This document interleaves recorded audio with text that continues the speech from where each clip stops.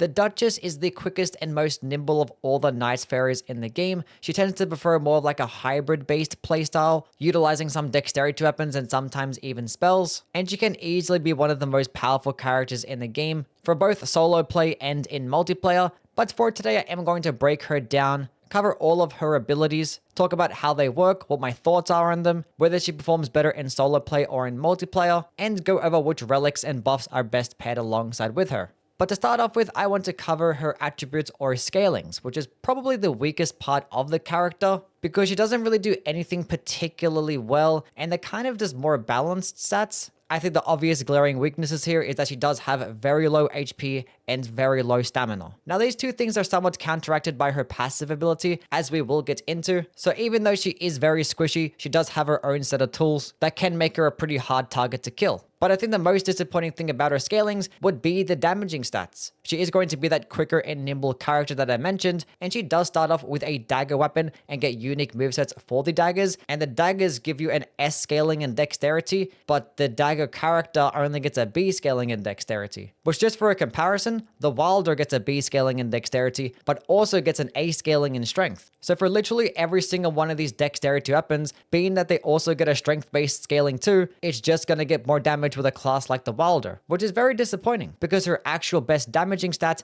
is intelligence. She gets an A scaling in intelligence. And this coupled with a B scaling in FP, it might not be the worst class to use for a spell-based build, but the thing is, it's not going to do anywhere near as well as the Recluse. And you're also just less likely to find like spell-oriented stuff with the Duchess, especially in solo play, where the game would just end up giving you a bunch of dexterity weapons. And if you've checked out my scalings video, you would know that pretty much all like the magic infused weapons as well, even though they would pair best with the Duchess, they still scale best off dexterity. So like a magic infused dagger will still end up getting more damage with the Executor than it would with the Duchess. But when it does come to those projectile based Ashes of War, like Glintstone Pebble, Ice Spear, Hoarfrost Stomp, those actually scale off dexterity and intelligence. So if you do find any one of these ashes, which can be very rare, the Duchess does have the best pairing. Also, when it does come to the plethora of really good dexterity and intelligence based weapons like Wing of Estelle, Moonveil Katana, Glintstone Chris, these are also just best paired with the Duchess, and with that decent amount of FP that you have, it can do pretty well. So if you don't get lucky with those, the best way to play it would be to just find any really good dexterity weapon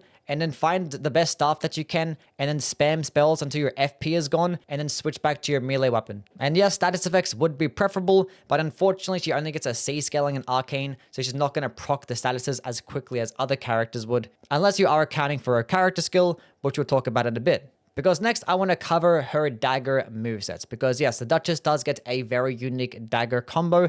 And compared to the regular dagger combo, I do like this one better, specifically when one-handed. Because the one-handed movesets are incredibly fast. Sometimes for like the third or fourth light attack in the combo, it actually does do like a double swing and get you stuck in a slightly longer animation. And that can get you hit sometimes. But the speeds of it are very nice. In terms of the two-handed combo, they're a bit too slow for my liking, because things like curved swords or thrusting swords are going to get more damage and also just have just as fast speeds. And in terms of power sensing daggers, I just don't like these at all. I'd much rather power sense things like straight swords or curved swords, but she does get some nice maneuverability with some of her attacks, specifically things like the running heavy attack that can result in like a backflip, or the backstepping attacks can be pretty useful too.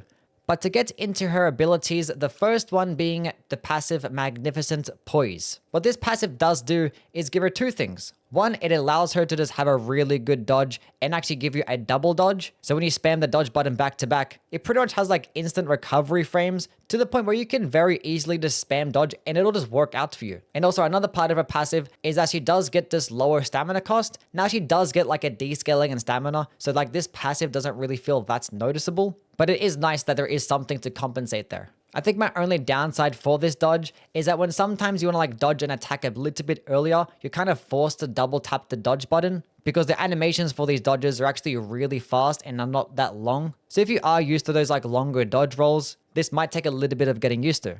Okay, now time to talk about her character skill, Restage, which is probably the single best character skill in the entire game. This skill pretty much just has enemies take like the last few seconds of damage, but just all over again. Now, it's not going to be 100% of the damage. It does roughly balance out to be about 50% of the damage, But the thing is, this is pretty much an instant cast. There is no animation for this. You can use it mid-attack combo, you can use it mid-dodge, you can even use it at like a very far distance. So even if you're not even engaged with the enemy and your teammates have been doing damage to a boss over time, you can just use the skill at a distance and it will just end up doing a bunch more damage. Probably even more so than what you could have done with your dagger. And this does only have a 12-second cooldown too, which is just ridiculous because this thing is like arguably better than her ultimate attack. Because yeah, it doesn't just boost the damage, but it also boosts stance damage and status effect build up as well, which that more than makes up for her pretty weak scalings in arcane and dexterity. Like this one character skill alone could pretty much make her be the highest damaging character in the entire game. Unfortunately, when playing the Duchess, the game is more likely to give you some daggers, and honestly, if I'm playing this game, I'd rather have things like katanas or curved swords. And the funny thing is, there actually is a relic ability that actually makes this character skill be even more powerful, as I will get into in a bit.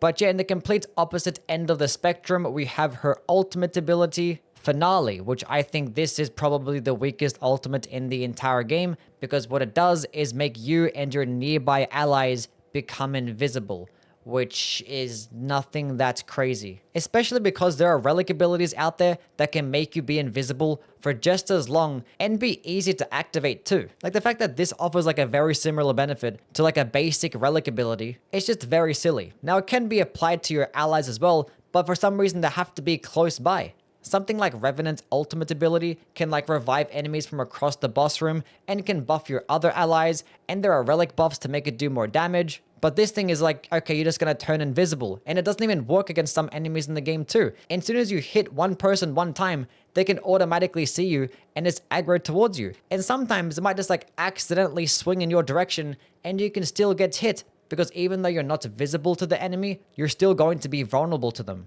So at best, this ultimate is used to like reposition, to like get into safety, heal up, charge up like a big attack, maybe revive some allies. And also to mention that this ultimate is pretty much half as useless in solo play as it is in multiplayer.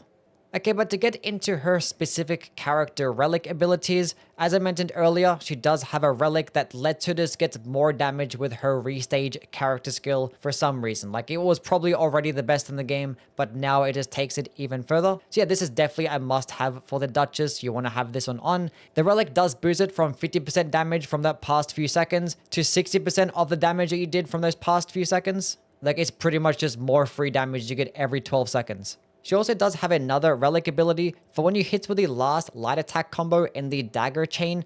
It just does another just restage ability inherently, which this is not tied to the skill at all. It just automatically happens, which does sound really good, but unfortunately it's tied to a dagger, so the damage is not going to really be that much greater. And also the chances of you actually getting to your last light attack is very, very small. Unless you are playing in multiplayer and you have some buffs active that make enemies not get aggroed towards you. And then maybe, just maybe, you could be able to get it off. There are ways you can do it a bit earlier. Like you can manipulate it some way by having the power sensing combos and leading off with like a rolling attack or a running attack. But it's still way too long and way too niche for how much benefit you actually gain with this thing. There is another relic ability to when you actually get a backstab, it makes you partially invisible and slightly silences your footsteps, which is like borderline useless because it only lasts about 10 seconds. And even then, like if you're getting backstabs on, you're probably fighting trash mobs and it's not going to be that big of a deal. And at best, it might be good against like some particular boss that you might be able to backstab. And you can get like another free charged heavy attack off if they're not like looking directly at you, because they can still hit you throughout this state as well. So yeah, it's not really that useful, especially for a whole dedicated relic slot. And the last relic buff she has allows her to get more damage when she kills enemies while the art is active. And as I've already talked about, this ultimate art doesn't really last that long already, and the situations where it is going to be useful is probably more likely in a boss fight where you're not going to really benefit off this damage boost. So you pretty much want to use this thing when you're fighting like some trash mobs so you can actually kill a bunch of enemies. And it does give you like a 15% damage boost and it lasts roughly 30 seconds. So you can get like a decent bit of damage after your ability or after your invisibility ends. But yeah, it's just not that useful. So unfortunately, a lot of her character-specific relics are just not that good, but there still are a handful of different things that you can use. Obviously, anything for survivability is going to be great. Things like vigor boosting buffs, partial HP restoration on post-damaging attacks is like one of the best, if not the best, randomized relic ability in the game. And specifically for the Duchess, you might want to be able to run things like having your starting weapon come with something like a cold infusion or a magic infusion, so you can benefit off that really good intelligence scaling that you get. Also, the boss relic that you do get off Caligo is really good, because with every single frost proc, it actually can make you invisible, give you a damage boost, and the fact that frost is a very nice status effect is just going to pair very nicely with the restage ability. So this will definitely be one that I use as well. And in terms of the in-game buffs, the best passive that you can grab is anything that can give you damage negation on successive attacks. Being that you're going to be using a faster weapon, the more that you attack, the quicker you will end up getting this damage negation buff, which like literally makes you have twice as much health sometimes. It is insanely good, and it is definitely one that you want to watch out for. Obviously, other damage negation buffs like damage negation at full HP, or anything that you can get off the boss drops is nice. But in terms of stuff for your damage, as I mentioned earlier, any like magic or cold infused things, and all those like dexterity, intelligence based weapons like the Wing of Estelle, Moonbell, Glintstone Chris. And also just watch out for like a really good staff. If you end up getting something like Carrion Slicer, just like upgrade that staff all the way to purple, and just go ahead and spam. Have something to proc frost with first, and you have yourself a very good build. Okay, so overall, what are my thoughts on the Duchess? I think she is extremely powerful. Any single time that you can have a Duchess on your team, it pretty much means you're getting a lot more damage. Pretty much comparable to something like having an Iron Eye on your team when it comes to like the marking ability. I think Restage could just be a better version of that.